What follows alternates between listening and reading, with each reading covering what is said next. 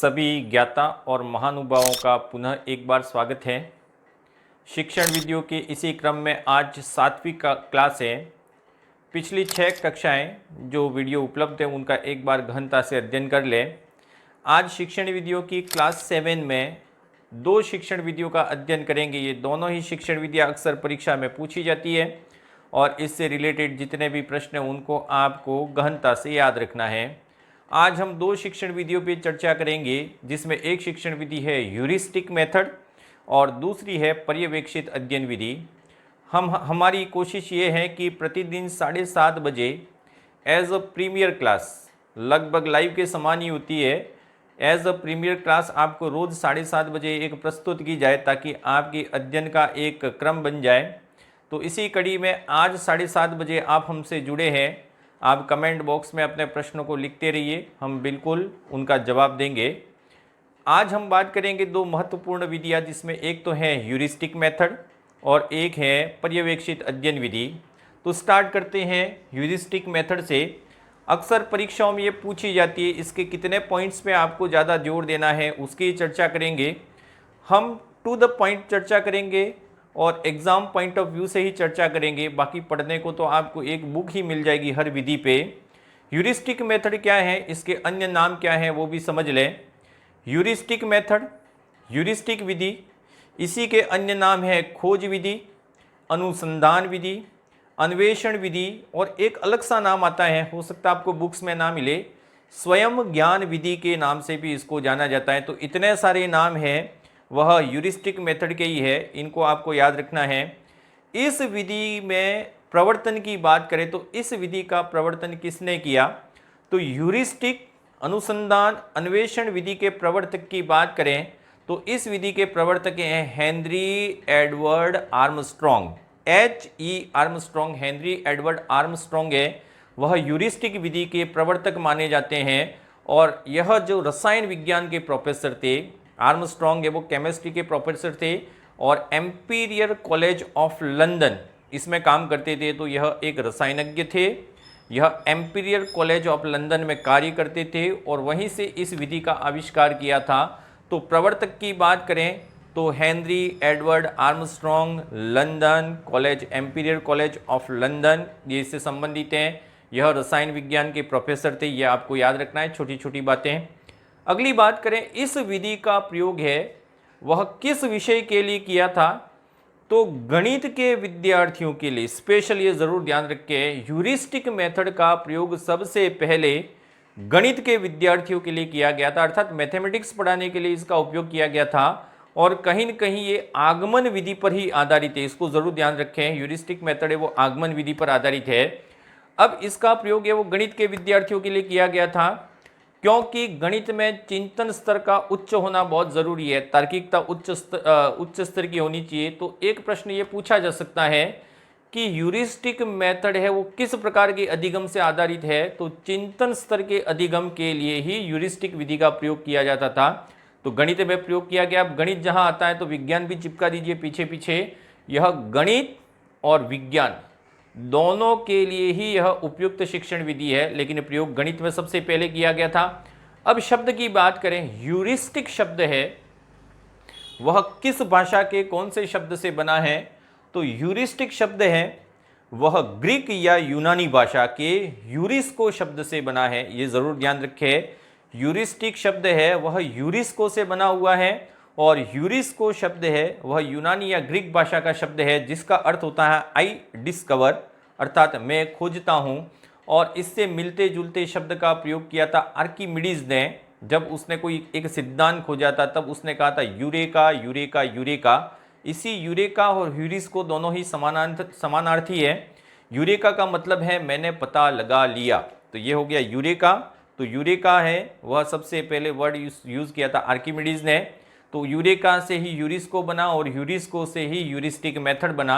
और ह्यूरिस्को शब्द का अर्थ होता है मैं खोजता हूँ। अब मैं खोजता हूँ इसका मतलब छात्र क्या करेगा, अन्वेषक के रूप में कार्य करेगा। तो एक पॉइंट याद रखें, इस विधि में छात्र है वह स्वयं अन्वेषक के रूप में काम करता है और अन्वेषक के रूप में कार्य करते करते समस्या का समाधान करता है, अर्थात छात्र में यह खोजी प्रवृत्ति का विकास करती है। साथ साथ में जब इस विधि से छात्र अध्ययन करता है तो छात्र में यह वैज्ञानिक दृष्टिकोण का विकास करती है। सबसे इंपॉर्टेंट पॉइंट ये है कि ह्यूरिस्टिक मेथड है वह छात्रों में वैज्ञानिक दृष्टिकोण का विकास करती है। गणितीय दृष्टिकोण और वैज्ञानिक दृष्टिकोण इनका विकास करती है। अब इस विधि के बारे में हर्बर्ट स्पेंसर ने एक चीज़ कही थी, खोज तो आर्मस्ट्रॉन्ग ने की थी, लेकिन इस विधि की सबसे सही व्याख्या की बात करें तो हर्बर्ट स्पेंसर का नाम आता है। हर्बर्ट स्पेंसर ने कहा था कि जहाँ तक हो सके एक शिक्षक को छात्रों को कम से कम बताया जाना चाहिए, मतलब आप बताइए कम और उन्हें कहिए कि इसका उत्तर ढूंढ के लाइए, अर्थात छात्रों को कम से कम बताया जाए और उन्हें अधिक से अधिक खोजने के लिए प्रोत्साहित किया जाए। यह जो कोटेशन था वह कोटेशन किसने दिया था? हर्बर्ट स्पेंसर ने दिया था। आर्मस्ट्रॉन्ग ने भी दिया था, लेकिन उसका कोटेशन इतना महत्वपूर्ण नहीं है जितना हर्बर्ट स्पेंसर का है। अब इस विधि की बात करें तो यह 3 सिद्धांतों पर आधारित है। वैसे तो सिद्धांत तो बहुत सारे हैं, लेकिन 3 सिद्धांत इंपॉर्टेंट है। यह विधि है वह लर्निंग बाय डूइंग अर्थात करके सीखने के सिद्धांत पर आधारित है। हमने प्रीवियस मेथड पढ़ा था प्रयोजना विधि। प्रयोजना विधि भी करके सीखने के सिद्धांत पर आधारित है, अर्थात लर्निंग बाय डूइंग पर आधारित है। तो करके सीखने के सिद्धांत पर आधारित है 3 सिद्धांत। पहला लर्निंग बाय डूइंग, दूसरा सिद्धांत है उपयोगिता का सिद्धांत। उपयोगिता का सिद्धांत ये कहता है कि छात्र हैं वह स्वयं अन्वेषण करते करते नए नियम और सिद्धांतों की रचना करते हैं, तो उपयोगिता का सिद्धांत हो गया। और तीसरा सिद्धांत है स्वतंत्रता का सिद्धांत, अर्थात छात्र स्वतंत्र रूप से किसी न किसी खोज में लगे होते हैं। तो यह विधि 3 सिद्धांतों पर कार्य करती है, करके सीखना, उपयोगिता का सिद्धांत, स्वतंत्रता का सिद्धांत। रही स्वतंत्रता का सिद्धांत है वो अंतोतगत्वा क्रियाशीलता के सिद्धांत में परिवर्तित हो जाता है। तो ये 3 सिद्धांत है वो आपको याद रखने हैं। अब कोई न कोई जितनी भी अच्छी विधि बनाई है तो उस विधि के कोई न कोई गुण भी होंगे और दोष भी होंगे। जितनी भी महान विधियां हैं उनके दोष है वो बहुत ज़्यादा होते हैं। गुण की बात करें सबसे पहले यही गुण है वह ह्यूरिस्टिक विधि के उद्देश्य भी माने गए हैं, तो इनको ज़रूर याद रखें। ह्यूरिस्टिक मेथड के क्या क्या गुण हैं? तो सबसे पहला गुण है यह छात्रों में रुचि एवं जिज्ञासा उत्पन्न करती है। ये इंपॉर्टेंट है, इसको ज़रूर याद रखें। ह्यूरिस्टिक विधि है वह छात्रों में रुचि एवं जिज्ञासा को उत्पन्न करती है।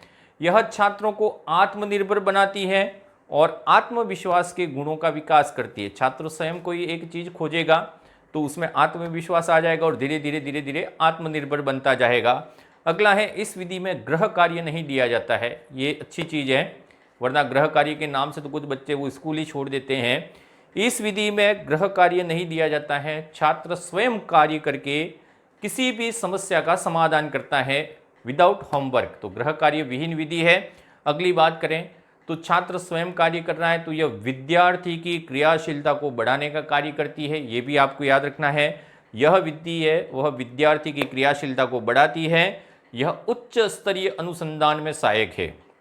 छोटे से स्तर से अनुसंधान शुरू किया तो उच्च स्तर तक अनुसंधान में सहायक है, तो उच्च स्तरीय अनुसंधान में सहायक है। और विद्यार्थी एवं अध्यापक में व्यक्तिगत संपर्कों का विकास करती है। जैसे जैसे बालक खोज करता है शिक्षक उनके साथ में ही होता है। वैसे तो कहा गया है कि शिक्षक को इसमें कुछ नहीं बताना है, लेकिन कहीं न कहीं समस्या आ जाए तो मार्गदर्शक के रूप में कार्य करता है। तो इतनी चीज़ें हो गई गुण, और इसको उद्देश्य भी बोल सकते हैं। अब बात करें इस विधि के दोष। आप नए नए टीचर बने और आपने सोच लिया कि चलो छात्रों आज हम ह्यूरिस्टिक विधि से किसी न किसी चैप्टर को पढ़ेंगे, तो आप अगर किसी चैप्टर को इसी विधि से पढ़ाएं तो ठीक है, लेकिन सारे चैप्टर ही इसी विधि से पढ़ाने गए तो आप काम नहीं चलेगा। अब इस विधि के जो दोष है उसकी बात करें तो छोटे छोटे बच्चे होते हैं उनको बोल दीजिए खोज कीजिए तो वो 2-3 दिन बाद भाग जाएंगे। यह छोटी कक्षाओं के लिए उपयोगी नहीं है। सबसे पहला दोष तो यही हो गया, छोटे छोटे विद्यार्थियों के लिए उपयोगी नहीं है। दूसरी बात करें वर्तमान परिस्थितियां, अभी जो फिलहाल जो परिस्थितियां उसमें अपरिहार्य है, मतलब उपयोगी नहीं है इतनी खोज करवाई जाए। क्यों उपयोगी नहीं है? क्योंकि यह अधिक खर्चीली विधि है, संपूर्ण पाठ्यक्रम को पूरा कराने में असमर्थ है। आप पूरे पाठ्यक्रम को इसी विधि से कराते जाएं तो एक कक्षा में 4 साल लग जाएंगे, इसलिए संपूर्ण पाठ्यक्रम को पूरा कराने में यह असमर्थ है। यह खोज कम करवाती है और समय अधिक व्यर्थ करती है। जो चीज़ खोजी हुई है उसको फिर खोजने के लिए प्रोत्साहित करें तो समय वेस्ट हो रहा है, समय नष्ट हो रहा है। तो यह खोज कम करती है, और समय है वो व्यर्थ ज़्यादा करती है और इस विधि पर आधारित पाठ्य पुस्तकों की कमी है और इस विधि को जानने वाले शिक्षकों की भी कमी है। तो दोष भी है, गुण भी हैं, फिर भी यह विधि है वह छात्रों में वैज्ञानिक दृष्टिकोण का विकास जरूर करती है।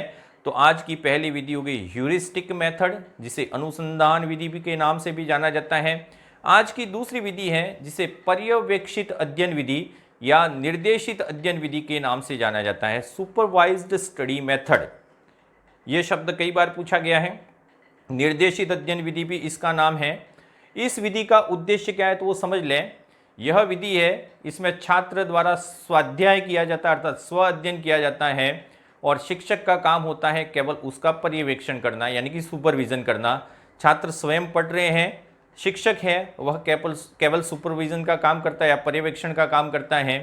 इस विधि के प्रवर्तन की बात करें तो कई जगह अलग अलग नाम मिलते हैं, लेकिन ऑथेंटिक बात की जाए तो पर्यवेक्षित अध्ययन विधि है, उस विधि का प्रवर्तन है वो 1971 में डेजी मोरविल ने किया था। यही फैक्ट है और यही सही है। पर्यवेक्षित अध्ययन विधि है वह 1971 में डेजी मोरविल के द्वारा दी गई थी और इस विधि में छात्र को उसकी योग्यता और उसकी क्षमता के अनुसार दो चीज़ें ज़रूर ध्यान रखें। एक तो है छात्र की योग्यता, यानी कि उसमें एलिजिबिलिटी क्या है और उसमें कैपेसिटी क्या है। तो छात्र की योग्यता और क्षमता के अनुसार स्व अध्ययन हेतु प्रशिक्षित किया जाता है, अर्थात छात्र को इस प्रकार से ट्रेन किया जाता है कि वह खुद ही पढ़ ले। और ये प्रशिक्षण देने का काम कौन करता है? अध्यापक करता है। तो अध्यापक का काम क्या है? प्रशिक्षण देना और प्रशिक्षण देने के बाद पर्यवेक्षण करना। अब जब एक अध्यापक पर्यवेक्षित अध्ययन विधि का उपयोग करता है तो कितने पद होते हैं, अर्थात पर्यवेक्षित अध्ययन विधि के कितने पद हैं? तो डेजी मोरविल ने इसके 4 पद बताए थे। ये चारों पद ही इंपॉर्टेंट है कि एक विद्यार्थी जब इस विधि से सीखता है तो इन 4 पदों का पालन करना है। ये 4 पद क्या है? क्रमानुसार पढ़ेंगे तो सबसे पहला पद है अध्ययन कार्य का निर्धारण, अर्थात क्या पढ़ा है, मतलब क्या पढ़ना चाहिए। तो अध्ययन कार्य का निर्धारण किस प्रकार होता है? तो एक शिक्षक के द्वारा प्रस्तावना का प्रस्तुतिकरण कर प्रकरण के बारे में जानकारी दी जाती है कि इस विषय के बारे में आपको आज अध्ययन करना है, इसके इतने पक्ष हैं। तो प्रस्तावना का प्रस्तुतिकरण कर प्रकरण के बारे में शिक्षक द्वारा जानकारी प्रदान करना, यह पहला पद हो गया जिसे अध्ययन कार्य का निर्धारण कहते हैं। दूसरा है अध्ययन संबंधी निर्देश। अब शिक्षक ने बता दिया कि इन वस्तुओं को पढ़ना है, लेकिन अब कैसे पढ़ाया जाए, कैसे पढ़ा जाए, कैसे पढ़ा जाए यानी कि हाउ टू स्टडी, इसके बारे में अध्यापक निर्देश देता है कि इसको इस तरीके से पढ़िए, इसको इस तरीके से पढ़िए। यह कहा जाता है अध्ययन संबंधी निर्देश। तीसरा है शिक्षक द्वारा पर्यवेक्षण। अब छात्रों ने पढ़ना शुरू कर दिया तो शिक्षक है वह छात्र किस प्रकार से पढ़ रहे हैं, पढ़ने के समय क्या क्या कार्य कर रहे हैं, तो कार्यों का अवलोकन किया जाता है, वही शिक्षक द्वारा पर्यवेक्षण कहा जाता है। और लास्ट 14 पद है वह है आवृत्ति कार्य। आवृत्ति कार्य क्या होते हैं? तो छात्र जो अध्ययन कर रहे हैं, शिक्षक बीच बीच में प्रश्नोत्तर के द्वारा उनके ज्ञान का जो अर्जन हुआ उसका मूल्यांकन करता रहता है। और अगर कहीं थोड़ी सी तकलीफ आ जाए तो श्याम पट्ट पर मुख्य बिंदुओं को लिखता है। तो आवृत्ति कार्य का मतलब हो गया प्रश्नोत्तर के द्वारा ज्ञान अर्जन का मूल्यांकन एवं कठिन जो बिंदु है उनको श्याम पट्ट पे लिखना। तो ये 4 पद हैं, वह डेजी मोरविल ने ही बताए थे। विधि अच्छी है तो इसके कोई न कोई गुण होंगे, गुण है तो दोष अपने आप ही उसके साथ ही चिपक जाते हैं। सबसे पहले हम बात करेंगे पर्यवेक्षित अध्ययन विधि के गुण। तो गुण क्या है? तो पहला तो है व्यक्तिगत भिन्नताओं पर आधारित है। जहाँ वे भी स्वाध्याय शब्द आता है तो स्वाध्याय है वह व्यक्तिगत भिन्नताओं पर निर्भर करता है। तो यह विधि है वह व्यक्तिगत भिन्नताओं पर आधारित है। कमजोर बालक है, अगर कोई बालक कमजोर है तो स्वाध्याय में थोड़ा पिछड़ जाएगा, इसलिए कमजोर बालकों के लिए इस विधि में उपचारात्मक शिक्षण की व्यवस्था है। यह विधि है वो बालकों में स्वाध्याय की क्षमता का विकास करती है। अगला इंपॉर्टेंट पॉइंट है बालक के कौशलों का विकास करने में भी यह विधि सहायक है। ये तो हो गए इसके गुण। अब दोषों की बात करें तो दोष क्या है? तो सीधा है, अगर इसी विधि का प्रयोग करता रहे अध्यापक तो संपूर्ण पाठ्यक्रम कभी पूरा नहीं होगा। दूसरा है, अनुभवी शिक्षक है, इस विधि का उपयोग करने के लिए उनकी कमी है, अर्थात अनुभवी शिक्षकों की आवश्यकता होती है। यह विधि है वो छात्रों की स्वतंत्रता पर रोक लगाती है, क्योंकि यहाँ पे अध्यापक द्वारा जो दिया गया उसका स्वाध्याय करना, इसके अलावा कुछ नहीं कर सकते, तो छात्रों की स्वतंत्रता पर रोक लगाती है और इस विधि का उपयोग करने के लिए अधिक परिश्रम की आवश्यकता होती है। तो आज हमने स्टडी किए दो मेथड, ह्यूरिस्टिक मेथड और पर्यवेक्षित अध्ययन विधि। कल वैसे ही दो ही ऐसे शिक्षण विधियों की बात करेंगे जो परीक्षा की दृष्टि से इम्पोर्टेंट है। तब तक thank you and keep smiling.